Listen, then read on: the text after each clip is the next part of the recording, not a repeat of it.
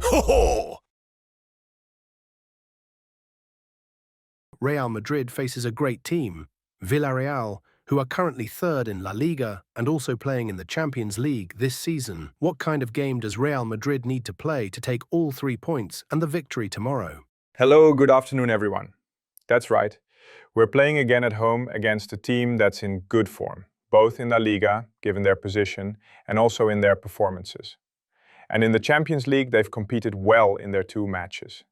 So tomorrow we'll need to be at a very high level, collectively and individually, because these are important matches. And it's the last one before the FIFA international break. I'd like to know how you manage the international players, injuries, niggles, whether you speak with national team coaches, if there's an intermediary between the club and you to speak with the players or coaches. How do you handle that? Normally, it's the players who pass that information on to us. We always keep the door open to any communication with the national team coaches. In the past, yes, it has happened, and I try to collaborate in the best way possible. The fitness coaches tend to have more direct contact if a player comes back with some discomfort, so they can monitor workloads. We try to keep good communication. Up until now, there hasn't been any problem. It's been 2 days since Valverde's statement. I wanted to ask if you've spoken to him and how you see him. Mentally, is he okay for tomorrow? He's ready for tomorrow, just like we all are. We know how important the game is. We know how important Fede is for the team. And after the last 2 matches, tomorrow we want to close this stretch with a victory, with a good performance, and that's what we need. In this process of improving the team that you talk about, which is necessary to reach your vision, are you concerned that there's more focus on individual names like Valverde, Vinícius, Rodrygo and Jude's form, rather than on your main goal, which is having everyone in sync as a team?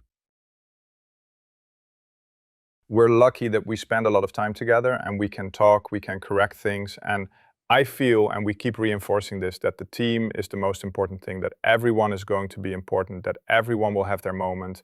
And yes, there will be times when someone expects to play and doesn't, and that's normal. We have to normalize that. It's nothing new, it's something we live with, and we know it will happen again.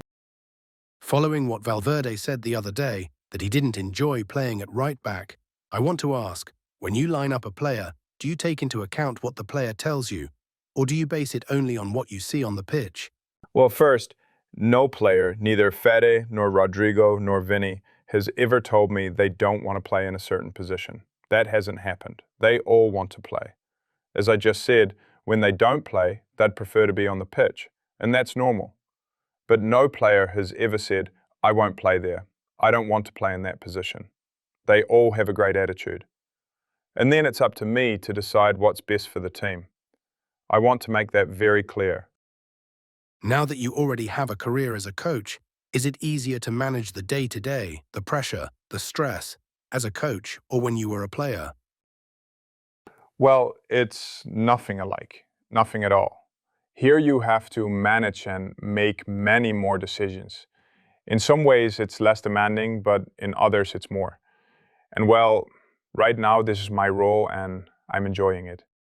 In your presentation, you said you wanted the team to transmit something, so that the fans would feel identified with them. This is the first match after the painful derby defeat here at home. How do you expect the fans to react? What I want is how we react, by playing well, playing with intensity, with quality, as a team. I'm not asking for anything. We have to be the ones to give. We always have to be proactive with our football because we know that's the best way for people to enjoy it. And that's what we want. And of course, to win the match, but in the way we intend. There's been a lot of media noise, but also one of your players, Valverde, released a statement explaining what happened the other day. Do you feel at any moment that your authority as coach has been questioned? Whether by Vinícius's gestures on the pitch or Valverde's actions in the match in Almaty? As I said earlier, we spend a lot of time together, preparing matches, celebrating when we win, feeling the pain when we lose, and that keeps us very close and united. I've always felt that trust, that closeness with the players. I know the role I have, the position I hold, but it's all about respecting each other and working hand in hand. That's fundamental for me. The team was very low after the defeat against Atleti at the Metropolitano and then very high after the Champions League game. What did you learn at Madrid as a player from these kinds of ups and downs, and how do you now instill that in the players as a coach? Well, you said that after the defeat we were very low and after the victory we were very high, right? But it shouldn't be like that. We shouldn't be too high or too low.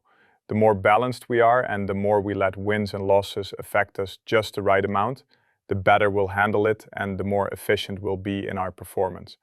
That has always happened and it will always happen in any club, especially at this one. The better we manage it, the more important it will be.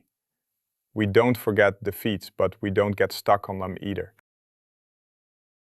A big part of your role as Madrid coach is being here, speaking publicly, sometimes twice a week, and in weeks with 3 games, almost 6 times, for us as well. But I wonder, after the derby defeat the other day, did you notice that the firestorm around the club was much bigger than it seemed, compared to the relatively calm season before? How do you personally deal with that pressure? Do you give it a lot of importance or not really? No, I try to give more importance to what I can actually control and experience. What happens in the dressing room, what happens during matches, and what I can actually change. As for the outside noise, I live with it. I handle it pretty well because it's not the first time and it won't be the last. I try to let it affect me little or sometimes not at all. I don't waste much energy on it, to be honest. You've said many times you're going to need all the players, that everyone must be available. There's one particular position when it comes to minutes, the goalkeeper. How do you manage that? Do you need a special plan, considering the second goalkeeper has had no minutes so far?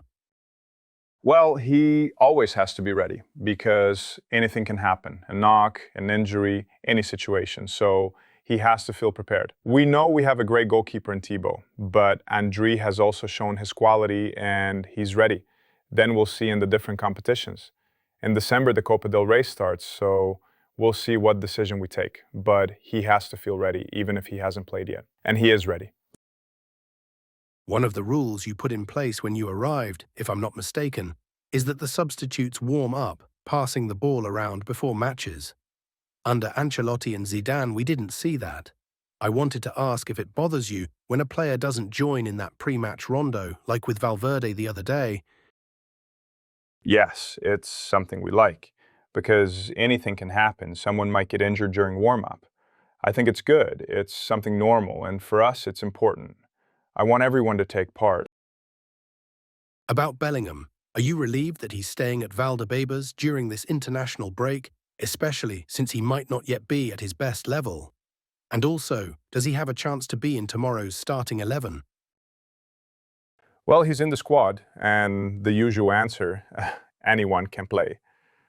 Relief, you ask?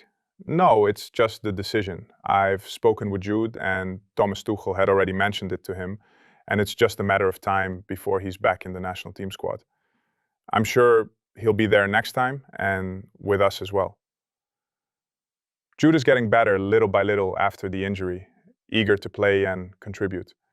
He's a fundamental player because of his quality, his work rate, his ability to change games, and it's only a matter of time before he's back at his best level. I wanted to ask about Endrick, who still hasn't debuted with you.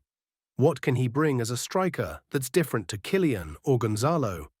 And Rodrygo, who got some minutes the other day in Matisse, does he have options to start tomorrow? He does. I don't want to go on too long about it. Endrick was out with a longer injury, so he's a bit behind, but he's been training well now for about 3 weeks. It's just a matter of seeing the context of the match, if there's a moment where he can come on.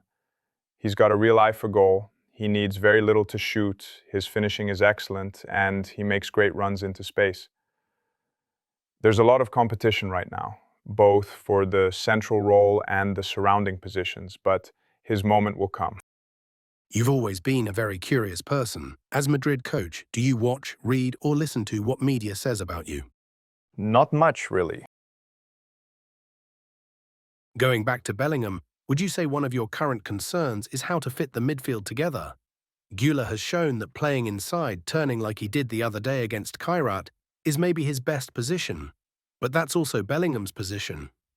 How do you see them complementing each other? I think they can complement each other. It's about how we set up the other pieces. We need balance. We need to connect in those areas in the best way possible. And for me, it's always very important how we reach the number 10 position. Arda can play as a 10 or a bit deeper.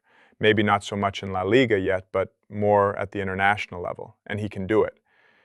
It's about them finding their places, flowing, feeling comfortable. Jude and Arda can definitely do that. I've seen them do it together already, and I'm sure they'll do it again.